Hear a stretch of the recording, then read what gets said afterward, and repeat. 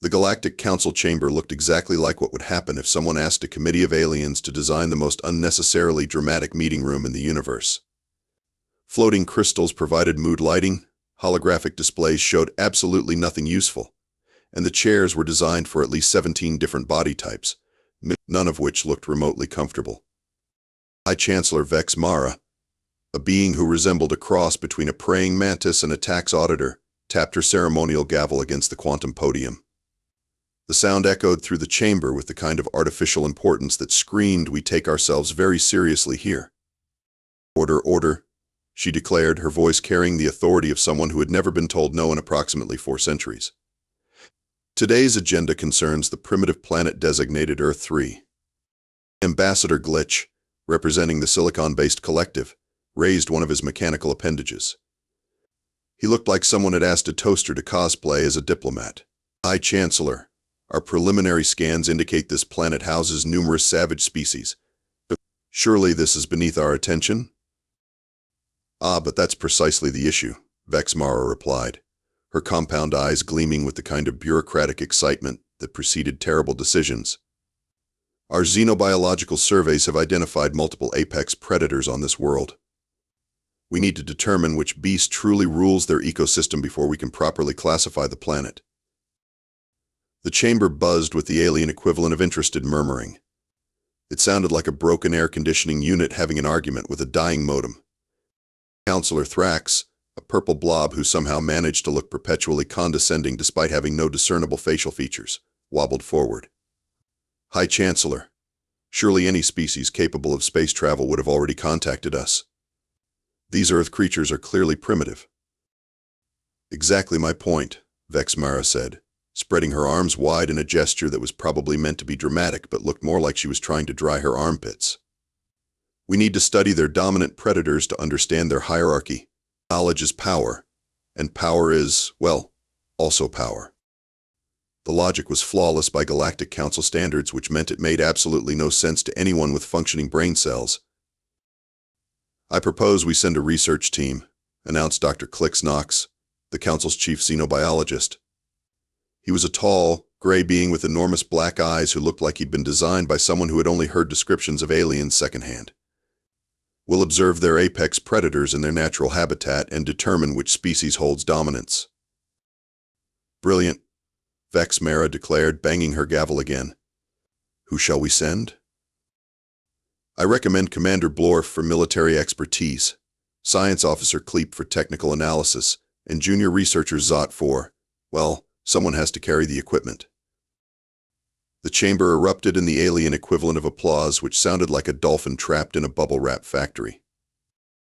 "Excellent," Vex Mara announced. "They'll deploy immediately to study Earth's savage beasts. I'm sure this simple reconnaissance mission will proceed without any complications whatsoever." And with that statement, the Galactic Council managed to demonstrate why their empire had been declining for the past millennium. They had just decided to study Earth's apex predators without once considering that maybe, just maybe, they should check if any of those primitive creatures had developed things like technology, space travel, or the ability to monitor alien communications. But hey, what could possibly go wrong? Dr. Maya Rodriguez was having the kind of morning that made her question her life choices. She sat in her remote cabin in the Montana wilderness, surrounded by enough high-tech equipment to make NASA jealous, drinking coffee that could probably power a small spacecraft, and listening to alien chatter through her homemade signal interceptor. Most people would find this setup either fascinating or deeply concerning. Maya found it Tuesday. "Oh, this is rich," she muttered, adjusting the frequency on her alien communication array. The device looked like what would happen if a satellite dish had a baby with a disco ball and raised it on a steady diet of science fiction movies. "They think we're primitive." She'd been monitoring Galactic Council communications for 8 months now, ever since she'd accidentally picked up their signals while trying to contact the International Space Station. It turned out that aliens were exactly as bureaucratic and pompous as human government officials, except with worse fashion sense and an alarming tendency to make decisions based on incomplete data. "Let me get this straight," Maya said to her cat, Professor Whiskers, who was demonstrating his apex predator status by being thoroughly defeated by a piece of string. They want to study Earth's dominant species, but they're looking for savage beasts instead of, oh, I don't know, the species that built cities and invented the internet? Professor Whiskers meowed in response, which Maya chose to interpret as humans are clearly superior to these alien idiots. Maya had 3 PhDs in xenobiology, astrobiology, and theoretical physics, plus a master's degree in what she liked to call making aliens look stupid. She'd spent her career preparing for first contact, imagining all the ways humanity would impress advanced alien civilizations with our art, culture, and scientific achievements. Instead, she'd discovered that aliens were about as observant as a goldfish wearing sunglasses. "They're sending a research team," she announced to her empty cabin, because talking to yourself was perfectly normal when you were the only human who knew aliens existed. Commander Blorf, Science Officer Kleep, and Junior Researcher Zott. Seriously, did they name these guys by throwing alphabet soup at a wall? She pulled up her encrypted files on Galactic Council species. The photos made her snort with laughter. Commander Blorf looked like a rejected concept design for a sci-fi movie villain. Science Officer Kleep resembled a walking mushroom with delusions of grandeur. And Junior Researcher Zott looked exactly like what would happen if someone asked a child to draw an alien and gave them only green crayons. "They want to study our apex predators," Maya mused, watching Professor Whiskers lose a battle with his own tail. Well, who am I to disappoint them? A wicked grin spread across her face. Maya had always been told she had a twisted sense of humor, usually right before she proved someone spectacularly wrong about something they claimed to be experts on. This was going to be fun. She spent the next hour setting up what she generously called research scenarios around her property. A few strategically placed cameras, some motion sensors, and a lot of props that would make any Hollywood special effects team weep with envy. "If they want to study savage beasts," she announced to Professor Whiskers, "then by God, I'm going to show them some savage beasts." The cat yawned and knocked over her coffee mug, demonstrating exactly why aliens might be confused about Earth's power structure. Maya grabbed her tablet and started planning the greatest practical joke in interstellar history. 3 days later, Maya was awakened by the sound of what could only be described as a cosmic garbage truck having a midlife crisis. She peered through her window to see a spacecraft that looked like it had been designed by someone who had seen pictures of flying saucers but was working from memory and possibly under the influence of mind-altering substances. Well, she muttered, pulling on her hiking boots. The circus has come to town. The ship landed with all the grace of a drunk elephant attempting ballet, leaving a perfectly circular scorch mark in her meadow. 3 figures emerged, and Maya had to bite her lip to keep from laughing out loud. Commander Blorf stood about 7 feet tall and looked like someone had crossed a bodybuilder with a traffic cone. His idea of military bearing apparently involved standing so rigidly that he resembled a confused scarecrow. Science Officer Kleep was exactly as mushroom-like as Maya had expected, complete with a cap that made him look like he belonged in a salad rather than a research team. Junior Researcher Zott was the most humanoid of the 3, if you ignored his green skin, 4 arms, and the fact that he kept dropping things. Maya grabbed her "I'm definitely not the dominant species" disguise, which consisted of torn clothes, fake dirt, and her best impression of someone who had never seen technology before. "Oh no," she called out, stumbling into the clearing while wringing her hands dramatically. "Please don't hurt me, mighty sky beings." Commander Blorf turned toward her, his chest puffing out like a balloon animal someone had inflated too enthusiastically. "Primitive creature, we mean you no harm. We are here to study your planet's apex predators." "Apex predators?" Maya gasped, playing up her supposed terror. "Oh, you mean the rulers. The terrible beasts that govern our world." Science Officer Kleep pulled out what looked like a tablet crossed with a disco ball. "Fascinating.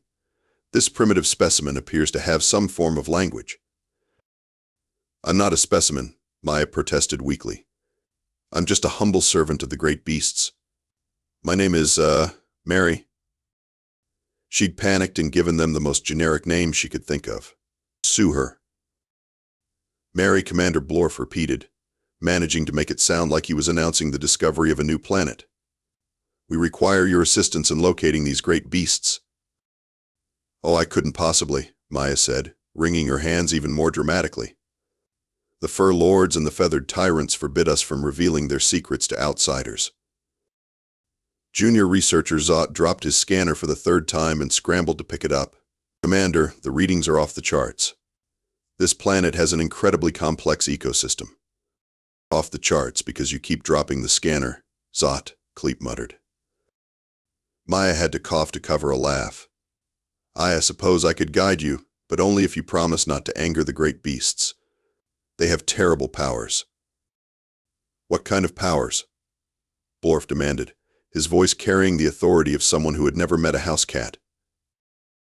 The small fur lords can see in the dark and move without sound. The feathered tyrants can fly and have razor-sharp talons. In the great swimmers, they rule the lakes and streams with iron fins. She was describing cats, birds, and fish, but the aliens nodded sagely as if she'd just revealed the secrets of the universe. Remarkable, Kleep whispered. A planet ruled by multiple apex predator species. The scientific implications are staggering. Maya led them toward her cabin, pointing out signs of the great beasts along the way. A few strategically placed cat toys became offerings to the fur lords. Bird droppings became territorial markings of the feathered tyrants. And a small pond became a sacred site where the great swimmers hold court. We must observe these creatures, Blorf declared. Mary, can you arrange a meeting with your rulers? Maya pretended to look terrified. A meeting? Oh no, that would be far too dangerous. But perhaps I could arrange for you to observe them from a safe distance. Perfect, Kleep said, already pulling out more equipment. We'll document everything. As they approached her cabin, Maya caught sight of Professor Whiskers lounging on the porch, but completely oblivious to the fact that he was about to become the star of the greatest interstellar hoax in history. Behold, Maya whispered dramatically, one of the fur lords approaches. Professor Whiskers chose that exact moment to demonstrate why cats were allegedly Earth's rulers by doing absolutely nothing impressive whatsoever. He stretched, yawned, and then proceeded to lick his own butt with the kind of dedication usually reserved for important scientific research. The three aliens immediately dropped to what Maya assumed were their knees, though with their anatomy it was hard to tell. Magnificent, Blorf whispered, his voice filled with the kind of awe usually reserved for religious experiences. Look at its predatory grace.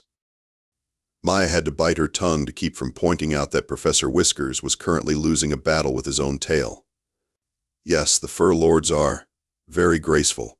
This one is called Professor Whiskers. He's a minor noble in the fur lord hierarchy. Professor Whiskers, Kleep repeated reverently, frantically taking notes. And what are his powers? He can see perfectly in complete darkness, Maya said, which was technically true. He moves without making a sound, can leap incredible distances, and has retractable claws that can cut through, fabric and furniture.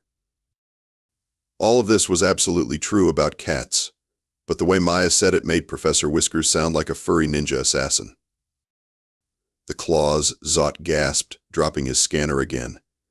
Are they poisonous? Worse, Maya said with theatrical horror. They carry bacteria that can cause terrible infections. And if you anger a fur lord, they'll leave dead rodents on your doorstep as a warning. This was also technically true, though Maya conveniently left out that it was usually meant as a gift.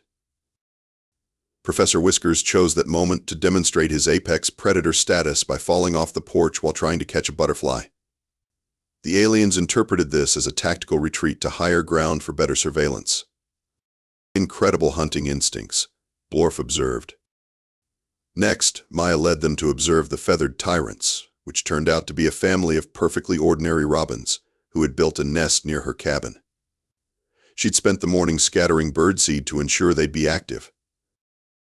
The feathered tyrants control the airways, Maya explained as the robins pecked at seeds. They have aerial surveillance capabilities and can coordinate attacks across vast distances. Axe? Kleep asked, his mushroom cap quivering with excitement. Oh yes, Maya said gravely. They dive bomb from above, using their beaks as weapons. And they have a sophisticated communication system. Listen. The robins were chirping cheerfully, but Maya made it sound like they were planning military operations. That's their war song, she whispered. They're discussing territory boundaries. The aliens spent an hour documenting the aggressive territorial behavior of robins eating breakfast. But the piece de resistance came when Maya led them to the pond to observe the great swimmers. She'd prepared for this by stocking the pond with goldfish and explaining that these were the scouts of the aquatic empire. The great swimmers are the most mysterious of Earth's rulers, she explained as the goldfish swam in lazy circles. They control all water sources and can survive in environments that would kill other species. They're so sleek, Zod observed, watching a goldfish bump into a rock. Such perfect hydrodynamic design. And notice how they never sleep, Maya added. They maintain constant vigilance. The fact that fish don't have eyelids was apparently the most terrifying thing the aliens had ever heard. How do humans survive under such oppressive rule? Blorf asked. Maya hung her head in mock shame. We serve them faithfully. We provide the fur lords with comfortable sleeping places and food. We scatter seeds for the feathered tyrants and maintain clean water for the great swimmers. In exchange, they allow us to exist. Fascinating, Cleet muttered, recording everything. A planet where the intelligent species serves as caretakers for the true rulers. The council will be amazed. Sometimes, Maya continued, really warming to her theme, if we're very good, the fur lords will make a rumbling sound to show approval. And occasionally a feathered tyrant will build a nest near our homes as a sign of protection. She was describing purring cats and nesting birds, but the aliens nodded as if she'd just explained the most complex political system in the galaxy. The rumbling sound, Blorf said urgently. Can you make Professor Whiskers produce it? Maya looked at her cat, who was now attacking a dandelion with the fierce determination of a warrior facing his greatest enemy. I could try. But it requires a sacred ritual. She proceeded to demonstrate the ancient art of petting a cat, which caused Professor Whiskers to purr loud enough to be heard across the clearing. All three aliens immediately prostrated themselves before the purring cat. The great fur lord approves of your presence, Maya announced solemnly. It was at this moment that Maya realized she might have taken the joke a little too far. Maya watched the three aliens spend their third day documenting Professor Whiskers' advanced hunting techniques, which currently involved him being completely baffled by a laser pointer. The sight of grown beings from an advanced spacefaring civilization taking detailed notes about a cat chasing a red dot was both hilarious and deeply concerning. This is getting ridiculous, she muttered to herself, watching Zot frantically scribble observations about the mystical red prey orb that phases in and out of existence. The final straw came when Commander Blorf asked her to demonstrate the submission ritual humans performed for the Fur Lords. He wanted to know how humans showed proper respect to their rulers. Maya realized she was about to watch three aliens try to serve food to a cat in tiny bowls while making what they thought were appropriately respectful bowing motions. Okay, stop, she said, her voice carrying a tone of authority that made all three aliens freeze mid-bow. Just stop. Have we offended the great Fur Lord? Cleep asked in panic. No, you haven't offended Professor Whiskers, Maya said, walking over to her cat and scratching behind his ears. You've offended me. We don't understand, Blorf said, confusion evident in his voice. Maya looked at the three aliens, realized they were still kneeling, and felt a mixture of amusement and second-hand embarrassment that was almost physically painful. Stand up, she commanded. All of you, stand up and listen. Something in her tone made them obey immediately, which was the first sign that maybe they weren't as obtuse as they appeared. My name isn't Mary, Maya began, her voice growing stronger with each word. It's Dr. Maya Rodriguez. I have 3 PhDs in xenobiology, astrobiology, and theoretical physics. I've been monitoring your communications for 8 months, and I've been lying to you for 3 days. The aliens exchanged glances that somehow managed to convey both confusion and dawning horror. Professor Whiskers isn't a ruler, Maya continued. gesturing to her cat, who was now cleaning his paws with the kind of focus that suggested he'd missed the entire conversation. He's a pet, a companion animal. Those robins aren't tyrants, they're just birds trying to raise their babies. And those goldfish aren't aquatic overlords, they're decorative fish I bought at a pet store. But the complex behaviors, Cleep stammered. The territorial displays, the communication systems, are completely normal animal behaviors that exist on every planet with complex ecosystems, Maya said, her voice taking on the tone she'd used when lecturing particularly slow students. You came here looking for savage beasts and apex predators, and you found them. You just didn't recognize them.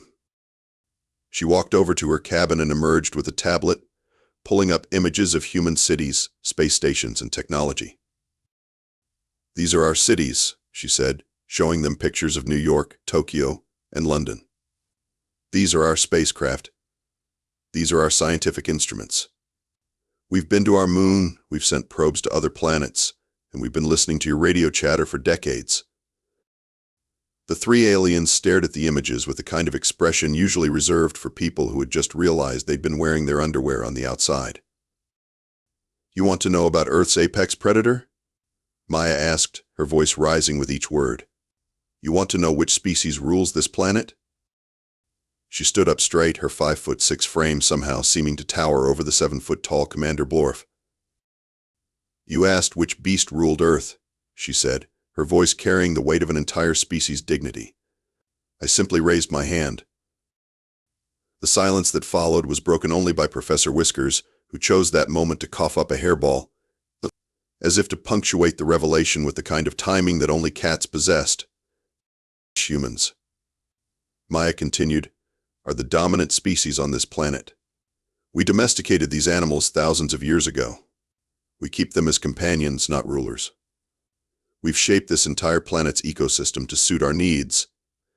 We've eliminated diseases, extended our lifespans, and created technologies that would make your Galactic Council weep with envy. She paused, letting that sink in. And you three, she said with a smile that was equal parts amused and terrifying, just spent 3 days bowing to my cat. Zot dropped his scanner one final time, but this time nobody bothered to pick it up. The emergency session of the Galactic Council convened with the kind of panicked urgency usually reserved for galactic wars or the discovery that someone had been embezzling from the coffee fund. High Chancellor Vex Mara paced behind her podium, her compound eyes darting between the 3 research team members who stood before her like students who had just been caught cheating on the most important test in the galaxy. Let me make sure I understand this correctly, Vex Mara said, her voice carrying the tone of someone who was trying very hard not to scream. You spent 3 days bowing to a small furry creature. Commander Blorf, who had somehow managed to look even more rigid than usual, cleared his throat. High Chancellor. The creature exhibited clear signs of advanced intelligence and predatory capabilities. It was chasing a red dot, Science Officer Cleep added helpfully. A mystical red dot that could phase in and out of existence, Zot clarified, which somehow made it worse. The chamber erupted in the alien equivalent of confused murmuring, which sounded like a broken translation program trying to process a foreign language while having a nervous breakdown. And the actual dominant species, Vex Mara continued, the humans, were there the entire time? Dr. Maya Rodriguez was observing us, Blorf admitted. She has 3 advanced degrees and has been monitoring our communications for 8 months. 8 months? Ambassador Glitch's mechanical voice reached a pitch that threatened to shatter nearby crystals. She's been listening to our classified communications for 8 months? Apparently, Cleep said, consulting his notes with the dedication of someone who was determined to document every detail of his own humiliation. Human technology is more advanced than our initial scans indicated. Counselor Thrax wobbled forward, his purple form quivering with what Maya would have recognized as barely contained panic. What exactly did you tell her about our capabilities? The 3 team members exchanged the kind of glances that suggested they had just realized they might have committed the interstellar equivalent of showing up to a formal dinner wearing pajamas. We may have mentioned our faster-than-light travel capabilities, Blorf said slowly. Our planetary defense systems, Kleep added. And our trade routes, Zod finished, dropping his notes for emphasis. The silence that followed was so complete that you could have heard a pin drop, if pins existed in space and made sound in a vacuum. So, Vex, Mara said, her voice now carrying the kind of calm that preceded spectacular meltdowns. We have a species that we classified as primitive, who have been monitoring our communications, who possess advanced technology, and who now know everything about our military and economic capabilities. That's technically accurate, Blorf admitted. And they've been letting us make fools of ourselves for entertainment? Dr. Rodriguez did seem to find our research methods amusing, Kleep said, which was possibly the understatement of the millennium. Back on Earth, Maya was sitting on her porch, watching the sunset and listening to the panicked chatter from the Galactic Council through her communication array. Professor Whiskers was curled up in her lap, purring contentedly and completely oblivious to the fact that he had just caused an interstellar diplomatic incident. You know what the funny thing is? Maya said to her cat, who opened one eye to acknowledge her before going back to sleep. They're probably going to spend the next 10 years trying to figure out if we're a threat, when all we really want is to be left alone to develop our technology and occasionally laugh at aliens who think house cats are apex predators.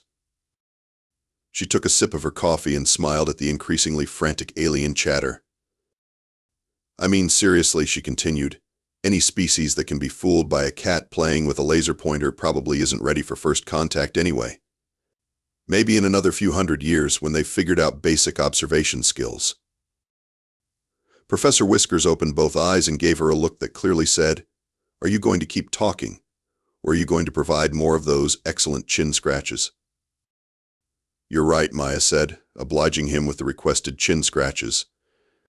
I should probably send them a formal diplomatic message, something professional and appropriate for interstellar relations.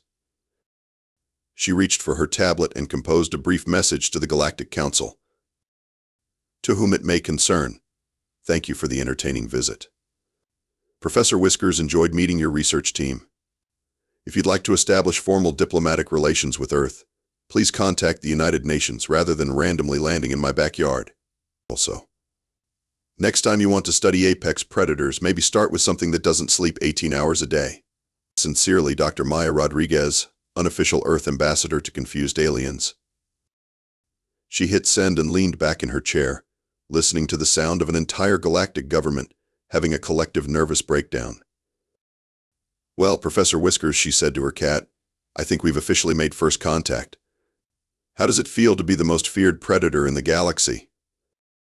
Professor Whiskers yawned, stretched, and promptly fell asleep, which Maya chose to interpret as just another day ruling the universe. And somewhere in the vast expanse of space, the Galactic Council was learning the most important lesson in interstellar relations. Never underestimate a species that keeps apex predators as pets and has a sense of humor about it.